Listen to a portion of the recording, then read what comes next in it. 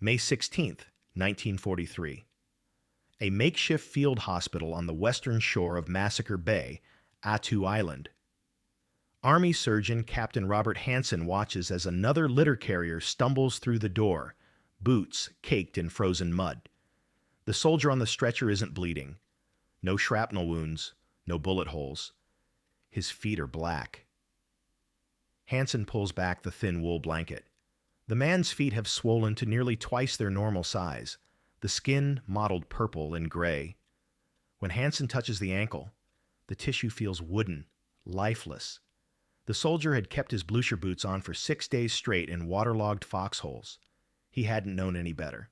No one had taught him. Another stretcher arrives, then another. Within 2 hours, 146 men with frozen feet crowd the tent that was set up just yesterday. More keep coming. The doctor realizes with cold certainty that he's looking at an epidemic that has nothing to do with Japanese bullets and everything to do with American procurement decisions made thousands of miles away. 5 days into the invasion, cold injuries already outnumber combat wounds. By the time Attu is secured, 200 American soldiers will be evacuated for frostbite and trench foot, more than the number wounded by enemy fire. What Captain Hansen doesn't know, what none of the frontline medical officers realize yet, is that much of this disaster could have been prevented. 3,000 miles away, hanging in a Seattle warehouse, are 50,000 specialized down-insulated flight suits that weigh half as much as standard issue and provide twice the warmth. They were designed by a sporting goods merchant whom military procurement officers had dismissed as an amateur with impossible ideas. His name was Eddie Bauer, and his radical design would eventually save more lives than most weapons. By the spring of 1943, the United States had been at war for 16 months, but the War Department still hadn't solved a problem that was older than warfare itself: how to keep soldiers alive in extreme cold. The Japanese occupation of Attu and Kiska in June 1942 had turned the Aleutian Islands into a strategic flashpoint. These volcanic rocks jutting from the Bering Sea represented the only foreign occupation of American soil since the War of 1812. More critically, Japanese forces on these islands threatened the supply routes to the Soviet Union and provided forward bases for potential strikes against Alaska and the American West Coast. The terrain made the Aleutians uniquely hostile. Attu's peaks rose to 3,000 feet, but the elevation was deceptive. The combination of constant wind, fog, rain, and near-freezing temperatures created conditions comparable to altitudes twice as high in milder climates. The ground was boggy tundra, without trees or natural shelter. A soldier could experience sunshine, blizzard, rain, and sandstorm within the same hour as wind gusts exceeded 35 miles per hour. What made this particularly devastating was that American forces were entirely unprepared for these conditions. The 7th Infantry Division, selected to retake Attu, had trained in the Mojave Desert and along California beaches. To conceal their actual destination, which command believed to be North Africa, no specialized cold weather equipment had been loaded aboard the transports. The troops were issued standard olive drab wool trousers, field jackets without hoods, and blucher boots designed for temperate climates. The blucher boot proved particularly disastrous. It reached only 4 inches below the knee, providing no protection when soldiers waded through surf or sank into water-filled foxholes. The leather wasn't waterproof despite applications of dubbing. Once wet, the boots couldn't be dried under combat conditions. As the leather contracted, combined with tight lacing over insufficient sock layers, circulation to the feet was severely restricted. Some boots wore through their soles within 4 to 6 weeks. Cold weather specialists from the Quartermaster General's Special Forces section had recommended the shoe pack, a rubber-soled boot with better insulation, plus specialized Arctic clothing. Their advice was rejected. Command made a deliberate decision to use standard issue equipment. The consequences would be measured in amputated toes and destroyed military careers. The statistics backed up the terror. During the 22-day battle to retake Attu, American forces sustained 3,129 total casualties. Combat deaths numbered 549, with 148 wounded in action. But cold injuries reached 1,200 cases, 31% of all casualties. The ratio of cold injuries to combat wounds was 1-to-1. For every soldier shot by the Japanese, another was crippled by weather the Americans should have anticipated. Medical officers watched helplessly as young men who had survived enemy fire lost feet to gangrene. At the 183d Station Hospital in Fort Richardson, Alaska, 93 trench foot patients averaged 63 days of lost duty time per man. 5,127 total days of military manpower vanished because of preventable injuries. Many soldiers discharged as cured returned months later with recurring symptoms: redness, cyanosis, excessive perspiration, chronic pain that wouldn't respond to treatment. Dr. Robert Orr, an observer from the Quartermaster General's office, wrote in his after-action report, "One needs a pretty strong imagination to get the full flavor of the Aleutians. In one day, I have seen it cold and snappy with snow on the ground, followed by warm spring-like weather, followed by a blizzard, followed by sun, followed by rain. The mud is often more than knee-deep. A biting wind whips the rain, snow, and sand about all day and all night. For the troops in foxholes filled with icy slush, unable to remove their boots for days at a time, eating cold rations because hot meals couldn't reach the front lines, this wasn't a weather report.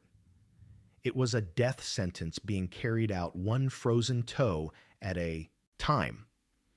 What they needed was technology that didn't yet exist in military supply chains. What they needed was someone willing to challenge conventional thinking about cold weather protection. What they needed was already designed, tested, and warehoused. If only someone in authority would listen. The officers in the Army Quartermaster Corps weren't fools. They were experienced procurement specialists who had spent decades perfecting military logistics. When Eddie Bauer approached them in early 1942 with drawings of a radical new flight suit design, they saw exactly what he was proposing: a jacket insulated with goose down, encased in quilted nylon chambers, weighing less than 3 pounds but supposedly rated to -70 degrees Fahrenheit. Their response was polite skepticism bordering on dismissal. Down insulation was familiar to wealthy sportsmen and Arctic explorers, but it had never been adopted for military use for obvious reasons. Down was fragile, expensive, difficult to source in wartime quantities, and catastrophically ineffective when wet. The military had spent years developing perfectly adequate cold weather equipment using wool, kapok fiber, and shearling. These materials were proven, durable, and readily available from established contractors. More importantly, Bauer wasn't a defense contractor. He ran a sporting goods store in Seattle. His factory employed fewer than 50 people. He held a patent for quilted down jackets, but patents and battlefield performance were entirely different propositions. Military procurement officers dealt with established manufacturers who could produce tens of thousands of units under strict specifications and tight deadlines. Bauer's proposal seemed like the amateur enthusiasm of someone who didn't understand the scale of modern warfare. The Quartermaster Corps had its own cold weather research program. Fort Meade had been testing Arctic equipment since the 1920s. The service branches employed professional engineers and textile specialists. What could a Seattle shopkeeper, however well-intentioned, contribute to this institutional expertise? They couldn't have known that Bauer had nearly died of hypothermia on a fishing trip in 1935, and that the trauma had driven him to spend 5 years perfecting insulation technology through obsessive experimentation. They couldn't have known that bush pilots in Alaska were already buying his down flight suits with their own money because nothing else kept them alive at altitude in winter. They couldn't have known that Bauer's production methods, developed through necessity in his small factory, could actually outpace the established contractors they relied upon. Meanwhile, the war was accelerating on every front. Japan's seizure of Attu and Kiska in June 1942 suddenly made the Aleutians a combat theater. The Army needed troops in Alaska immediately. There wasn't time for experimentation with unproven equipment from unconventional sources. Standard issue would have to suffice.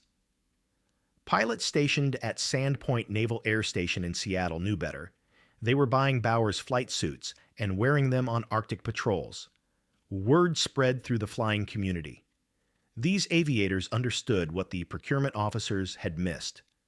At 20,000 feet in an unpressurized bomber over the Aleutians, conventional flight gear meant death. Bauer's design meant survival. But pilots were a tiny minority. Infantry divisions numbering in the thousands were already training for amphibious assault. The procurement decisions had been made. The equipment had been issued. Then came a phone call that changed everything. But it wouldn't come from the Quartermaster Corps. It would come from an entirely different branch of the military, one whose needs were so specialized that convention had failed them completely. Before we continue, I'd love to know where you're watching from and what you know about the Aleutian Campaign and early cold weather military equipment. Drop a comment below and let me know if you'd heard about Eddie Bauer's role in developing the B-9 parka before, and if you're enjoying these deep dives into the unsung innovations of World War II, hit that subscribe button. These stories take serious research to get the details right, and knowing you're out there makes it all worthwhile. Early 1942. Eddie Bauer's telephone rings in his Seattle office. The voice on the other end identifies himself as calling from the Army Quartermaster's Emergency Relief Office. A Japanese submarine has just sunk a cargo vessel bound for Alaska. The cargo included cold weather sleeping bags and snowshoes for troops stationed there. Every available piece of cold weather equipment in North America needs to be located, purchased, and shipped to Seattle within 72 hours. Bauer doesn't hesitate. He immediately contacts every outdoor equipment supplier he knows: L.L. Bean in Maine, Abercrombie & Fitch in New York, Goki Company in Minnesota, Woods Sleeping Bag Company. Within 48 hours, rail cars loaded with sleeping bags and snowshoes are rolling toward Seattle, where Bauer's small staff organizes and invoices everything according to military specifications. The job gets done. The supplies reach Alaska. Someone in the Quartermaster Corps makes a note: this Seattle merchant can deliver under pressure. Then the War Production Board freezes all commercial use of feathers and down. Overnight, Bauer's business faces extinction. Everything he needs, down, feathers, zippers, fabrics, metal snaps, is requisitioned for military sleeping bag production by established contractors. Bauer responds with an audacious strategy. He works with Ducks Unlimited to publicize the military's need for down. American hunters across the country begin harvesting feathers from their kills and mailing them to Seattle. Bauer's operation cleans, sorts, and processes thousands of pounds of donated down, sending it on to the Army. The publicity is extraordinary. Newspapers across the country run stories about the gathering campaign. Eddie Bauer's name becomes associated with the war effort itself. As he'll later recall, the free advertising is priceless, worth more than any small operator could possibly afford to purchase. But more importantly, Bauer now has excess capacity and established credibility. When the Army issues a contract for 1,000 sleeping bags to be delivered within 60 days, Bauer submits a bid. He wins the contract based on price. Then he delivers, not in 60 days, but in 45. While other contractors are months behind schedule, Bauer is asking for more work. The secret is production innovation. Where other factories require two men manually marking seam lines with straight edge and chalk, Bauer designs a system that allows cutting and marking in a single pass. Where competitors use two workers to forcibly roll sleeping bags into 11.5-inch containers, Bauer's mechanical roller allows one worker to compress bags into 8.5-inch containers. Faster assembly and dramatically reduced shipping volume. By the end of 1942, Bauer is running 3 shifts, 24 hours a day, working on a contract for 220,000 sleeping bags. His bids consistently undercut established defense contractors. Then the telephone rings again. The voice belongs to an officer at the U.S. Army Air Force's Materiel Laboratory at Wright Field in Dayton, Ohio.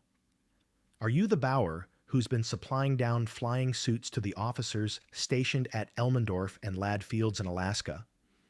Bauer confirms that he is. The pilots had been buying his suits with their own money, paying out of pocket for equipment that kept them alive at altitude in Arctic conditions. We've got a Boeing bomber leaving Seattle tomorrow morning for delivery here at Wright Field. We want you on it.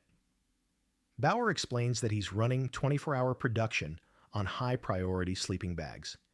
He can't simply abandon his contracts. The officer's response is immediate and unequivocal. We'll take care of that. We can overrule any priority they have. We need you in Ohio. Bauer negotiates. He doesn't want to fly on the bomber. He'll take a train and arrive in 4 or 5 days. The Army agrees. When Bauer walks into Wright Field's Materiel Laboratory, he's handed specifications that would make most engineers laugh. Design a flight suit that keeps a man warm while sitting motionless for up to 3 hours at negative 70 degrees Fahrenheit. The same suit must also keep a man and 25 pounds of gear afloat for up to 24 hours in freezing water. The military doesn't want a flight suit. They want a flight suit that doubles as a life preserver. Most designers would call this impossible. The requirements are contradictory. Maximum insulation requires thick materials that absorb water and sink. Maximum buoyancy requires minimal water absorption and maximum air retention. Wool, kapok, and shearling all fail when wet. Synthetic insulations don't yet exist. Bauer sees the solution immediately. Goose down, properly compartmentalized in waterproof nylon quilting, provides extraordinary insulation while remaining light enough to maintain buoyancy. The natural structure of down fibers traps air in 3-dimensional clusters. Each ounce of premium down can loft to 600 cubic inches of insulating space. The trapped air provides both thermal protection and flotation. The key is the quilted chamber construction. Bauer designs horizontal and vertical baffles that prevent the down from shifting or clumping when wet. The outer shell uses cotton nylon blend treated with water-repellent compounds. Gusseted sleeves and legs allow freedom of movement while maintaining sealed air chambers. The parka features a wolverine fur ruff around the hood, the only fur that doesn't ice up from breath condensation. The pants incorporate suspender attachments and reinforced knee patches. The whole system, the B9 parka and A8 flight pants, designated the cold weather buoyancy flight suit, weighs less than 5 pounds combined.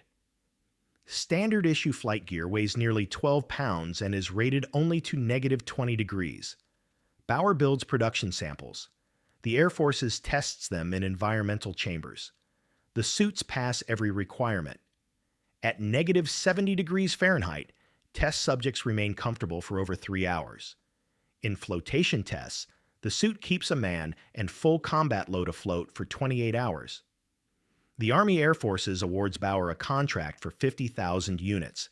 It's the only design to meet specifications. Approved for both U.S. forces and Lend-Lease distribution to allied nations, Bauer's suit becomes standard issue for all air crews operating in cold environments. Production begins immediately. Bauer's small factory, which 6 months earlier was fighting for survival, is now manufacturing specialized equipment that no defense contractor could match. But the suits go exclusively to air crews. The infantry divisions training for Attu receive standard issue. The procurement decision has already been made. The catastrophe on Attu forced a reckoning that procurement officers had resisted for 2 years. When after-action reports reached Washington, detailing 200 cold weather casualties in 3 weeks, the numbers demanded explanation. Medical officers testified that many injuries could have been prevented with proper equipment. Line officers reported that Japanese forces, wearing fur-lined rubber boots and waterproof gear, sustained virtually no cold injuries while operating in identical conditions. The technical analysis revealed exactly what Eddie Bauer had understood since 1936. Down insulation provided a warmth-to-weight ratio that conventional materials couldn't approach. 1 pound of high-quality goose down could replace 3 pounds of wool or 4 pounds of kapok, while providing superior thermal protection. The quilted chamber construction prevented the down from matting or migrating, maintaining consistent insulation even under combat stress. More critically, the B9 parka's design addressed the specific failure modes that caused most Attu casualties. The water-repellent outer shell shed rain and snow. The wolverine fur ruff prevented ice buildup from breath moisture. The full-length front zipper allowed rapid ventilation adjustment, preventing the sweat accumulation that led to hypothermia when soldiers stopped moving. Standard-issue field jackets lacked hoods entirely, forcing troops to expose their heads or wear separate headgear that didn't seal properly. Cold weather specialists from the Quartermaster General's office examined the discrepancy between aircrew and infantry equipment. The revelation was stark. Pilots flying at 20,000 feet over the Aleutians had superior cold weather protection to soldiers living in waterlogged foxholes at sea level. The reason was purely institutional.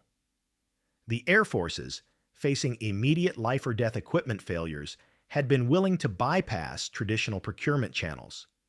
The ground forces, bound by established contractor relationships, had not.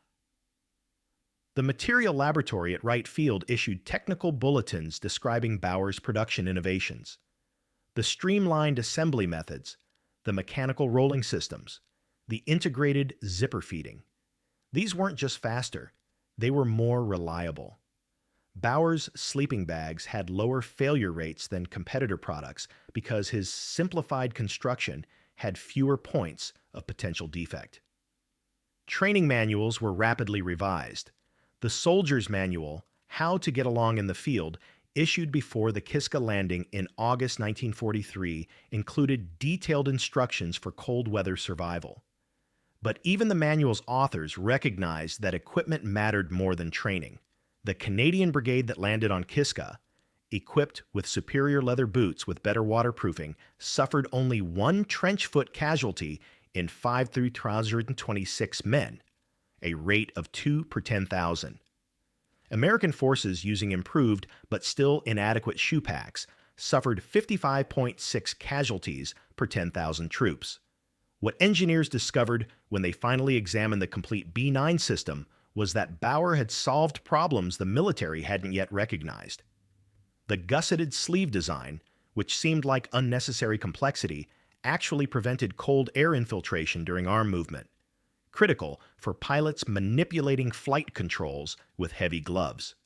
The articulated knee construction in the A8 pants maintained insulation compression when crouching, essential for bomber gunners working in cramped positions. Most critically, the complete flight suit provided uniform insulation across the entire body. Standard-issue cold weather gear focused heavily on torso insulation, leaving extremities relatively exposed. Bauer's system recognized that peripheral vasoconstriction, the body's natural response to cold, concentrated blood flow in the core, making extremities especially vulnerable. Uniform insulation maintained peripheral temperature and prevented the circulation shutdown that preceded frostbite. The Army's institutional response was characteristically slow. While the Air Forces had equipped their entire cold weather operation with Bauer designs by late 1942, ground forces didn't receive comparable equipment until 1944. The delay cost thousands of additional cold weather casualties in Italy, where wet winter conditions in the mountains produced a trench foot epidemic that dwarfed the Aleutian experience. The lesson was clear, but difficult to accept. Sometimes the amateur with unconventional ideas understands the problem better than the established expert.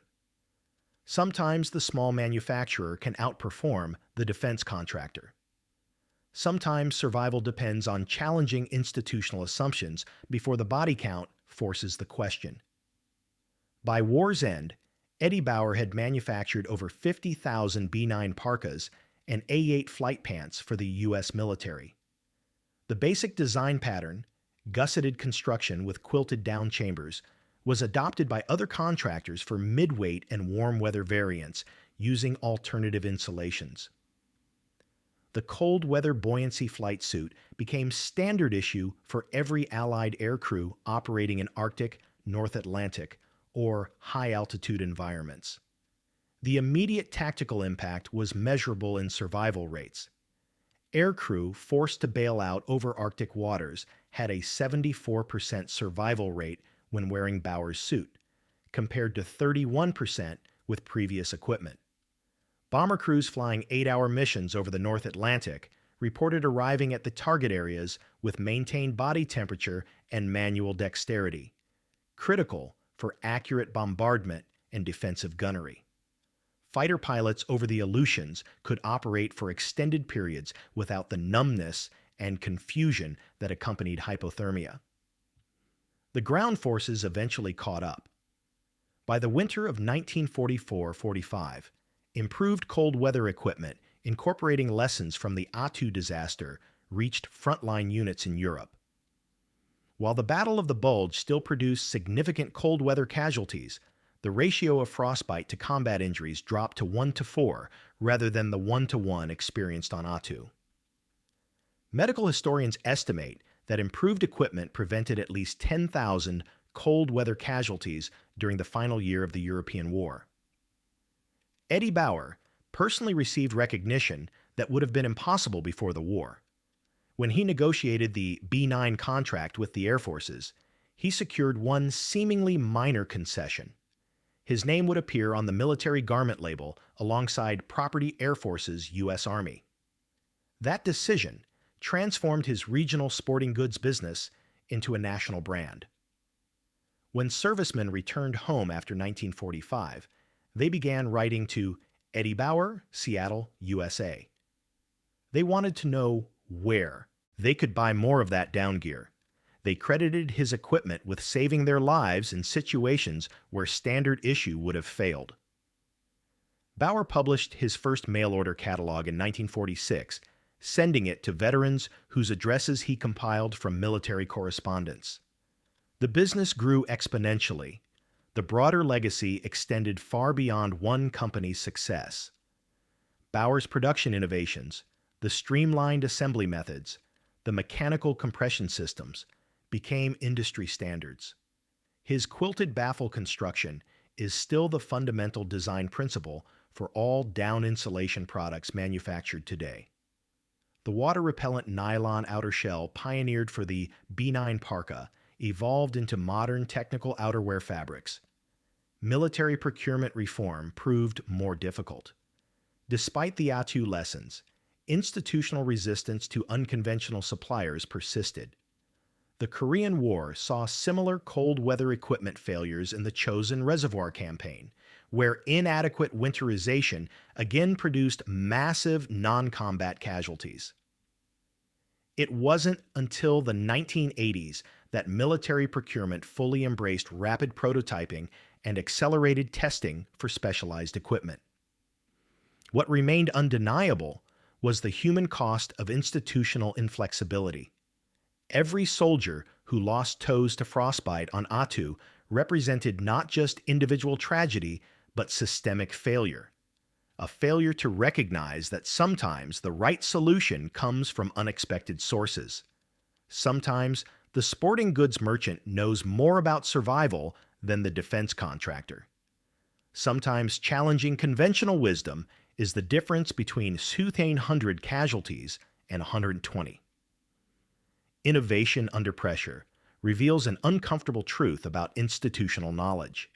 The experts are often the last to recognize revolutionary solutions.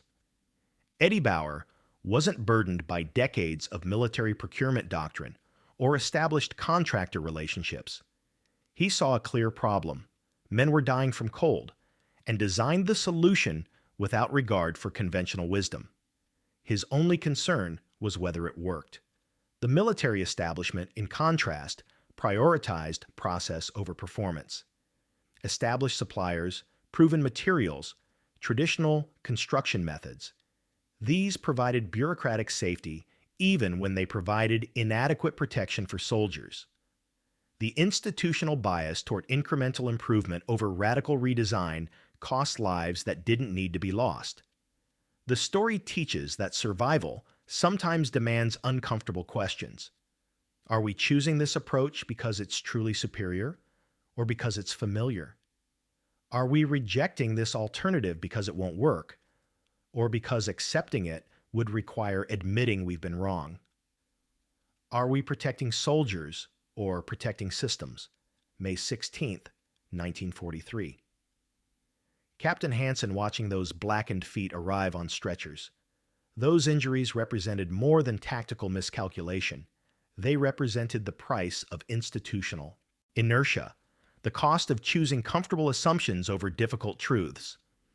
Eddie Bauer's impossible design proved possible because one Seattle shopkeeper refused to accept that the problem was unsolvable.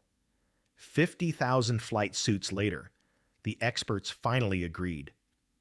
Sometimes revolution arrives not from the laboratories and procurement offices, but from the obsessive perfectionism of someone who once nearly died and decided that no one else should. If you found this story as fascinating as I did researching it, I'd appreciate if you'd like this video and subscribe to the channel.